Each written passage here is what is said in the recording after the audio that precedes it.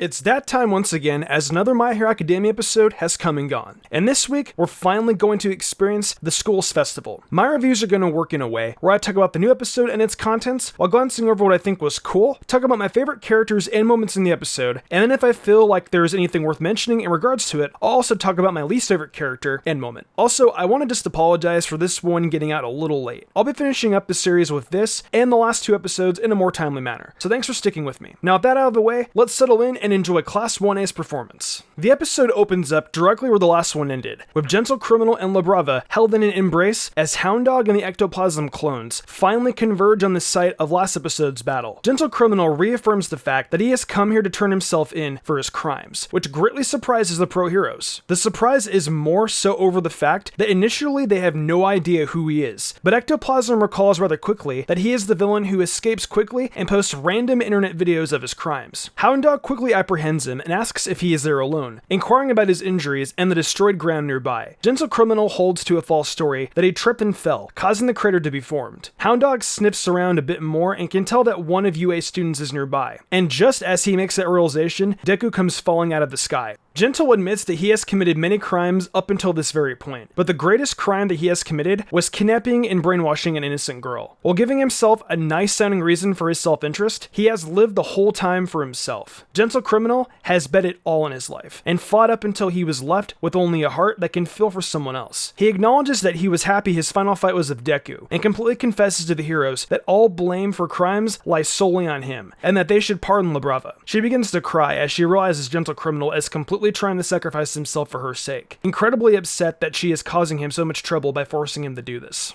Hound Dog asks Deku if there had been a fight here, and Deku says that he realized Gentle Criminal was going to play some cruel practical joke on UA, and thus the two had a small disagreement over it. Snipe calls in over a communicator and questions the pro-heroes, seeing if everything is alright from their patrol. Hound Dog lets him know that a video streamer that has been a nuisance has shown up and is looking to turn themselves in, and that there is no emergency. The heroes lead away Gentle and La Brava, and as they do, Gentle calls out to Deku one last time. He lets them know that he too was once a member of the hero course at a high school, and that Gentle Criminal is nothing more than the shadow of a high school dropout. While he is in no true position to say this, he hopes that Deku's feelings are able to reach those which he hopes to reach. Ectoplasm reminds Deku of the time, letting him know that All Might is looking for him, and his performance is going to start in less than an hour. Deku and Ectoplasm take off back to where Deku was before so he could grab the stuff he went out to buy. And in an internal monologue, Deku admits that Gentle Criminal was indeed hard to fight. The fact that he wasn't anything more than a shadow of someone who is a hero dropout really helps solidify in Deku's mind why Gentle Criminal was actually difficult to fight. Deku understands that on a human level, he could have turned out just like Gentle if he never met All Might and never been given the opportunity that he had. The two have very similar thoughts and feelings, considering that Gentle had been fighting with La Brava in mind, while Deku was fighting with the hopes of making sure that the day went perfectly for Eri. As Deku arrives back at the school, Aoyama is waiting for him. He hands Deku his clothes to change into, and they race off to the gymnasium. Though Ectoplasm warns Deku not to get out there and perform while he is all scuffed up, as people might be worrying about him instead of enjoying the performance. He quickly leaves to get cleaned up and healed, with only a few minutes remaining before things begin.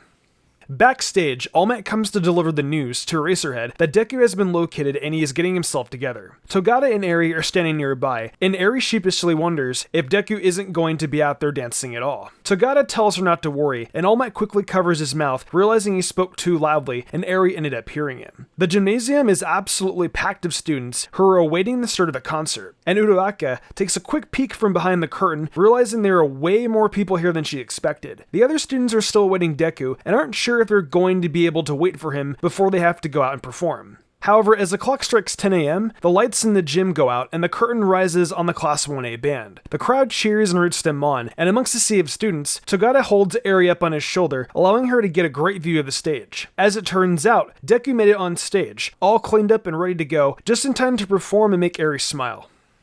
Eraserhead and Present Mike stand in the back, with the former wondering out loud just how things will go. Present Mike says he's greatly looking forward to this, even taking time away from his patrolling of the school grounds just to take a quick view of the performance. Eraserhead thinks to himself about just how many students are here, simply because they blame Class 1A for the circumstances that all students at the school have to live with. They don't see this as entertainment, but more as a test to see just how apologetic and understanding 1A is for the issues that they've unwillingly put so many people through at school. Finally, Jiro lets out a deep breath, words echoing in her mind that her father once said, that she can do whatever whatever she wants in life. The lights completely go out on the stage, and with an explosion from Bakugo lighting things back up, the performance begins. What follows is essentially a 5-ish minute music video for the song Hero 2 by Christy Costanza, who fills in as the English singing voice for Jiro. The song is very solid, and I recommend going and listening to it on Spotify or here on YouTube if you can. She did a great job, and once again, My Hero Academia has been able to somewhat naturally insert English songs into their anime without it being too horribly jarring. The dancing and effects go off perfectly, and the crowd is extremely into things.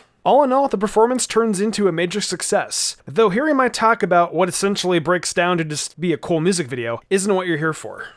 I will, however, talk about some plot points that come about during the performance. A flashback occurs halfway through of Jiro talking to her parents about her desire to become a hero. She lets them know that her plans aren't to be involved in the music industry like them, apologizing for presumably doing what she thinks might not be in line with what they want. Her father tells her it's not a problem, though she continues to try and explain herself, saying she sees saving people as being cool. They're super supportive and tell Jiro that she can really do what she loves, just like they did by choosing to become musicians. They encourage her to think of what she can do for others for the long term, and how she can help others using her own sound. When you look at it that way, it's almost like being a musician and a hero aren't all that different after all. It's a really wholesome moment that helps solidify just why Jiro is seen as a major component for this half of the season, and shows that it's very possible to combine two of your favorite things into something that you can use to achieve your goals. The other thing that ends up happening during this performance is that finally we get the long-awaited moment of Eri smiling for the first time. The scene is so nicely animated, with the representation of Overhaul being ripped away from Eri by the beautiful singing of Jiro, leaving Eri with a wonderful smile on her face. It brought a little tear to my eye seeing this little girl finally smile after everything she's gone through, and it definitely let the tear into Togata's eye as well, as he is filled with pride that he and Deku managed to finally finish saving Eri and help her become a normal girl. This was so incredibly wholesome, and it feels like a great final close to the first half of the season's storylines, for the most part. After the performance ends, we take a look in at the 1B play, which is definitely something. It is some weird combo of Star Wars, Harry Potter, and Lord of the Rings, and it's so freaking weird. Outside, Deku is being scolded by All Might over not answering his phone, but Deku was in such a hurry earlier that he didn't even take his phone with him. Hound Dog gets in Deku's face and tells him not to go thinking that he did the right thing back there by fighting Gentle Criminal. He managed to keep the school festival on track, but that was just a result of his actions. He's merely a student with a provisional license, and he should have relied on the heroes to help instead of trying to do everything himself. The heroes then send Deku off to enjoy the festival, since he did do a lot to keep it running, though we immediately head back to the gym where 1A is cleaning things up.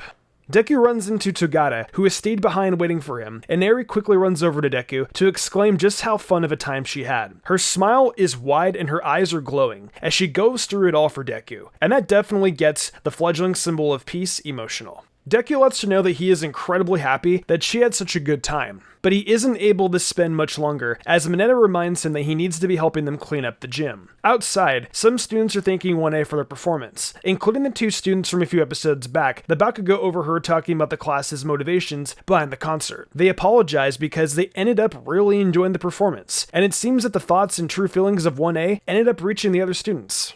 The festival then shifts over to the beauty pageant as Kendo uses her quirk to cut through some wood during the talent part of the competition. Then the third-year girl, who usually wins the beauty pageant, shows off some sort of robot she made that draws a ton of attention to her, and her supposed beauty for her supposed talent. Finally, Nejiri uses her quirk in combination with her stunning beauty to draw all attention to the sky, as she manages to create a flower in the sky made of her energy waves. As the students are sent off and told to return later to see who wins, we get a nice montage of the students from Class 1A enjoying the festival's many offerings, from haunted houses to food stalls. We see that Nejiri has managed to win the pageant, and the festival wraps up from there in a feel-good moment for the third-year beauty. As the sun is starting to set, Deku is outside the school with Eraser and Togata, saying goodbye to Eri. He hands her a candied apple as a surprise, and as it turns out, the treat is even sweeter than the young girl ever expected. Deku promises Eri that next time they get together, he'll make her another one, and she's definitely looking forward to it. The episode wraps up there, but we've got a little post-credits this time around to get through. For probably the final time this season, and for quite a while, we're treated to a couple of scenes with La Brava and Gentle Criminal. La Brava is being questioned about her hacking ability by the police, and they offer her the opportunity to use her abilities to help the world instead of trying to commit any crimes. She rejects their offer and instead reaffirms the fact that everything she does is for Gentle Criminal. A detective is in another room with Gentle and lets him know that they're very sure La Brava isn't brainwashed and does genuinely love him, so he should stop trying to say that she is. Gentle Criminal again says she never directly committed a crime with him, and that the two of them are not equally guilty regardless of what the police think. The detective deduces that Gentle Criminal and La Brava are actually in love with one another, and starts listing out the choices Gentle made that led him to this point. And the criminal admits that even if he took the wrong path, he couldn't forget his dream. The detective determines that it's a good thing that they captured Gentle when they did, as the kind of people who say there are no do-overs for themselves either don't actually want one or are too impatient to wait for results. Gentle Criminal begins to cry, and the detective offers him some tea, the cheap kind. Well, this was a pretty great episode to follow up the last two on. Seeing the stuff with Aerie was absolutely heartwarming and made me really happy. The performance and song are awesome, and the overarching theme of emotionally healing in this episode wasn't lost upon me in this watch through. I still stand by my thoughts that La Brava and Gentle Criminal are excellent characters, and I really hope we see them again someday, hopefully working for the good guys. Well, that's going to do it for my review of My Hero Academia Season 4, Episode 23, Let It Flow School Festival. If you guys enjoyed this one, let me know in the comments below and subscribe to Mystic Sage notifications on so you don't miss my review of the 4th season's next great episode. I've got a lot of great videos about My Hero Academia already on the channel and about plenty of other anime as well as the more to come. There's only 2 episodes left, so I hope you guys have been enjoying these reviews and the show so far as well. And I'll be back at it soon enough with another review of the penultimate My Hero episode.